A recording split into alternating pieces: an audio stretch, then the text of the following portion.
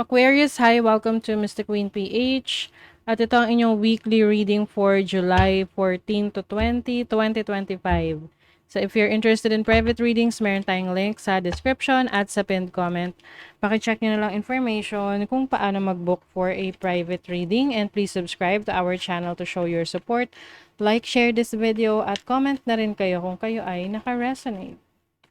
Okay, let's see, Aquarius. What's the energy for you this week?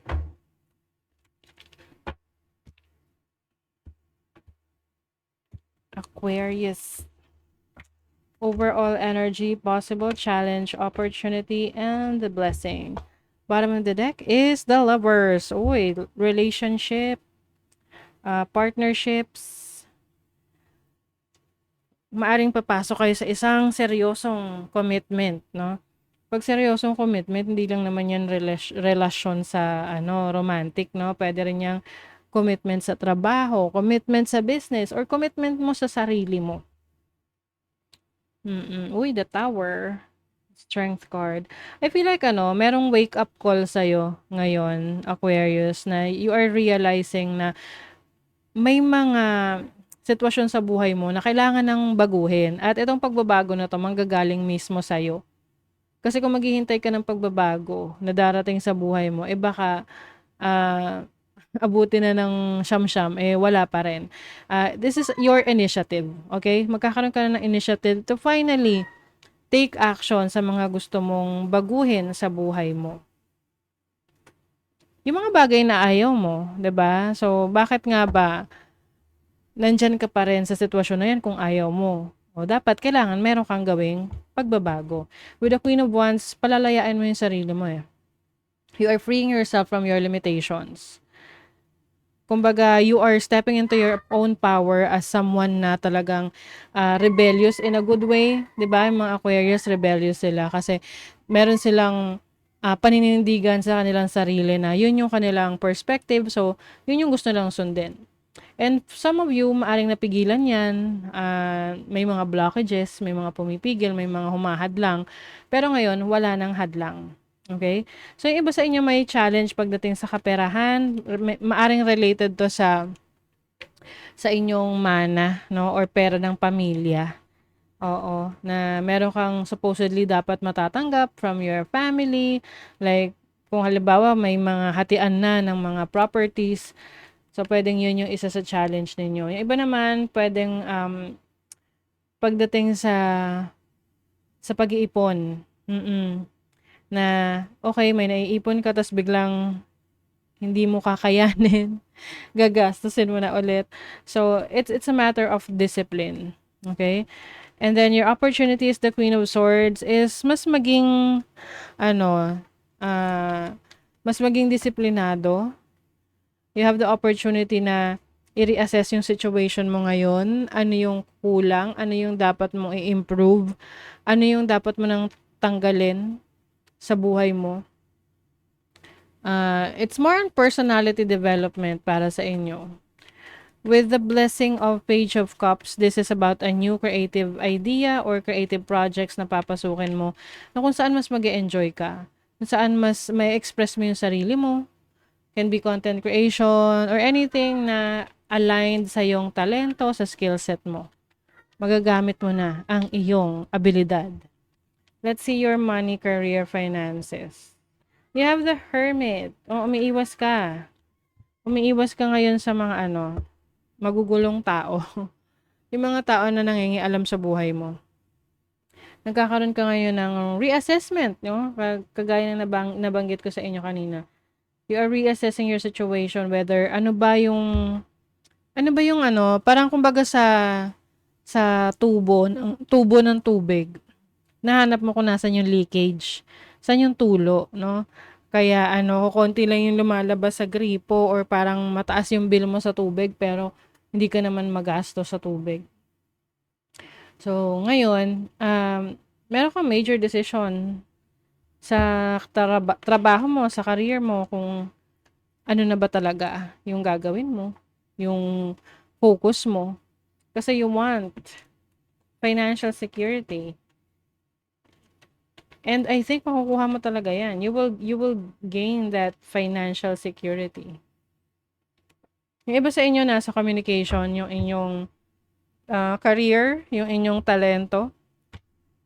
Mas doon kayo makakakuha ng ah, stability, financial security.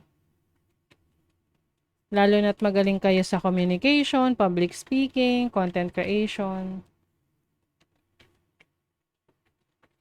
So, sa love life naman, tingnan natin. The Emperor and the Nine of Swords. No, some of you nasa isang narcissistic relationship, no? If you are in a relationship. Pwedeng the person that you're dealing with is masyadong controlling sa inyo and you don't like it. Kaya nga siguro yung iba, ito na yung time na gusto nyong kumawala sa relasyon na yan, sa tao na yan. Kasi you feel like na pakiramdam mo nasasakal ka. At ayaw mo yun. Siyempre. Kasi hindi mo nagagawa yung ibang bagay na gusto mo. Yung parang may naglilimita sa'yo. Ngayon, ikaw na yung magiging in control of your life. Na kung itong person na to ay hindi magbabago at talaga namang pangungunahan ka lagi sa mga gusto mong gawin, you might, you know, get out of that relationship. Na ikaw na talaga yung maghahawak ng iyong relasyon. Feeling sorry. Okay. Yung iba, okay, Aquarius yung iba sa inyo, maaring ang karelasyon nyo ay kasal na or may marriage na involved sa relationship na to. Either kayo yung kasal, tas may iba pa kayong karelasyon or yung karelasyon nyo kasal na. And that is also something na naglilimit sa relationship nyo. Kasi syempre, may mga bagay na kailangang itago or hindi kayo makakilos ng maayos dahil may restriction yung relationship ninyo. And I feel like the person that you're dealing with is wala siyang balak na ayusin yon. Kung siya yung may marriage at ikaw yung third party, wala siyang balak ayusin yon doon sa asawa niya. And ito yung wake up call rin sa inyo whether you want to be in that situation. Kasi alam ko, you deserve better. Okay. If you are single naman, pwedeng merong person na nagkakaroon ng interest sa'yo, but kailangan kilalanin mo muna to kung meron ba tong sabit o wala. Kasi mahirap na, 'di ba? Oo, Mother Earth. So you will spend more time with nature, going out, no, pag-exercise or jogging sa labas, makakatulong para sa'yo. You also have inner child, healing your inner child, and also your shadow self. So, yung iba sa inyo may shadow work. Kaya nga may reassessment ka ng sarili mo na ano ba yung mga bagay na ginagawa mo na alam mo hindi na nakakabuti para sa'yo. Kumbaga self-sabotage na no? Na imbis na ikaw yung tumutulong sa sarili mo para mampaunlad yung sarili mo, ikaw rin yung kumukontra, 'di ba? So that's part of your shadow work to know kung ano yung mga bagay pang dapat mong ayusin sa sarili mo. May mga bagay na pinag-aalala ka. Oo. Lalo na kung hindi mo alam yung direction na tatahakin mo. Kasi some of you for the longest time, hinayaan nyo na i-control kayo ng isang tao or sitwasyon na alam mo yun, parang kontrolado ka ng tao na yun or sitwasyon na yun na hindi mo na kayang magdesisyon para sa sarili mo. So now is the time to make that decision para sa sarili mo na, kumbaga hindi mo binibigyan ng pabor yung sarili mo kapag inaasa mo ang desisyon sa iba. Kasi that is your life. Buhay mo yan. So ikaw yung dapat responsible dyan. Ascension, awaken to your soul's potential. See, you're finally realizing yung kakayanan mo, yung abilities mo. Hindi ka na limitado. You are ascending. Umaakyat ka, umaangat ka. Ito na yung time para mas makilala mo yung sarili mo, mas maibigay mo kung ano pa ang kaya mong i-perform sa isang career, trabaho, or even sa relationship.